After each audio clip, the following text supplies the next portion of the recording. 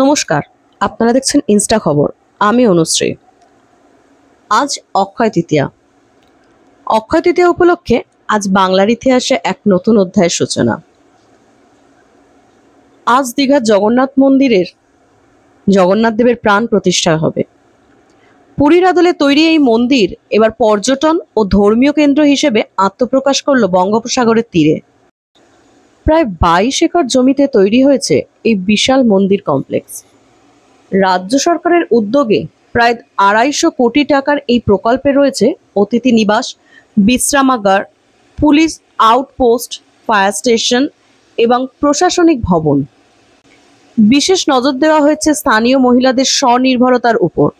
পুজোর সামগ্রী ও স্থানীয় হস্তশিল্প বিক্রির জন্য থাকছে তাদের পরিচালিত দোকান। মন্দিরের প্রধান বিগ্রহ মার্বেল পাথরের। প্রবেশপথের নামকরণ হয়েছে চৈতন্যদ্বার, যেখানে থাকছে চৈতন্য মহাপ্রভুর মূর্তি। আজ উদ্বোধনী মঞ্চ থেকে মুখ্যমন্ত্রী ঘোষণা করেন, রথযাত্রার জন্য তিনি ব্যক্তিগতভাবে 5 লক্ষ টাকা অনুদানের সোনার ঝাড়ু তৈরি করাবেন। দীঘার রথযাত্রায় নিজেও অংশগ্রহণ করবেন বলেও জানান মুখ্যমন্ত্রী। মন্দির পরিচালনার জন্য গঠিত হয়েছে একটি ট্রাস্ট, মুখ্য সচিব যার প্রধান। এই ট্রাস্টে রয়েছেন ইসকনের প্রতিনিধি, সনাতন ট্রাস্ট এবং স্থানীয় পুরোহিতবৃন্দ। নিজেকে ট্রাস্টের সদস্য না করে মুখ্যমন্ত্রী নিজেকে একজন স্বেচ্ছাসেবক বলেই পরিচয় দেন।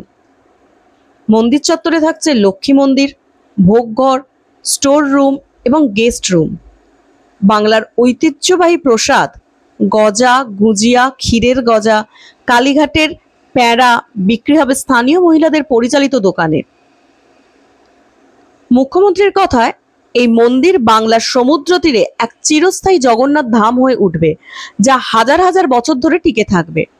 তিনি আরো জানান, এখানে পুরীর মতো প্রতিদিন ধ্বজা উত্তোলন ও রথযাত্রা পালনের ব্যবস্থা থাকবে। দীঘার এই জগন্নাথ মন্দির এখন শুধু পুণ্যার্থীদের গন্তব্য নয়, এটি বাংলার সাংস্কৃতিক ঐতিহ্য ও আন্তর্জাতিক পর্যটনের এক নতুন ঠিকানা। মুখ্যমন্ত্রী ছাড়াও আজকের উদ্বোধনী অনুষ্ঠানে উপস্থিত আছেন মুখ্য সচিব, জেলা প্রশাসনের আধিকারিকরা ও ইসকনের শীর্ষ নেতৃবৃন্দ। দীঘার বুকে ধর্ম, সংস্কৃতি ও পর্যটনের এক অপূর্ব মিলনস্থল।